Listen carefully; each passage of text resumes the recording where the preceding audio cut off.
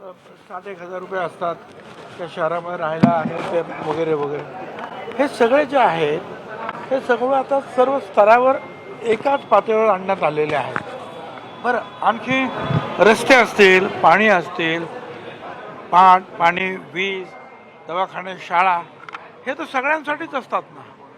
त्याच्यामुळे बाकी सगळ्यांना सारखे सगळे फायदे जे आहेत सरकारकडून मिळत आहेत. शेतकरी असतील तर शेतकरी असल्यानंतर तो मराठा आहे का ओबीसी आहे की दलित आहे आपण बघतच नाही, शेतकऱ्यांना मदत मिळते. असंच सगळीकडे आहे. त्यामुळे कोणीतरी ते जे उलटं सुलटं काहीतरी सांगताय काय आणि आमचे लेकरं लेकरं सगळ्यांची गरीब आहेतच रे. कोणाची फार एकदम श्रीमंत झाले सोन्याची कौलं आले आहेत. एवढे दलित आणि आदिवासी समाजाला एवढं संविधानिक आरक्षण मिळाल्यानंतर SP आहेत, कलेक्टर आहेत, मोठ्या हुद्द्यावर काम करत सेक्रेटरी.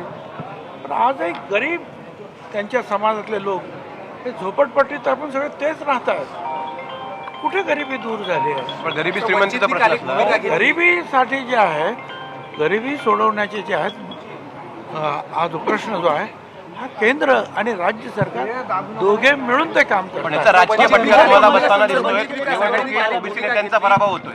धनगर समाजासंदर्भात देखील वंचितनी काल एक महत्त्वाची भूमिका घेतली की अशा पद्धतीनं सगळे सोयरेचा जो कायदा आहे तो रद्द करावा ओबीसीच्या कोट्याला. तुमच्या सकारात्मक भूमिका वंचितची काल दिसते. मी वंचित बहुजन आघाडीचे जे आहेत नेते आणि त्यांचा मनापासून मी आभार मानतो. कारण त्यांना हे आरक्षण कशासाठी आहे हे त्यांना कल्पना आहे. बरं, हे आरक्षण ते जात पडताळणी किंवा इतर जे काही प्रमाणपत्र देताना कुठली पद्धत वापरली पाहिजे या संदर्भामध्ये जवळजवळ 70 ते 80 पानाची एक पुस्तिका आहे, एक डॉक्युमेंट आहे की त्या अशा पद्धतीने इथे प्रोसिजर जी आहे ती पूर्ण केली की मग त्या ओबीसीचं म्हणा किंवा दलितांचं म्हणा किंवा आदिवासींचं सर्टिफिकेट मिळेल. आता ही जर पद्धत गेली 25 वर्ष सुरू आहे आणि हायकोर्टात सुप्रीम कोर्टामध्ये ती सिद्ध झालेली आहे तर नवीन आणखीन पद्धत आणण्याची काही आवश्यकता नाही असं आमचं सुद्धा म्हणणं आहे.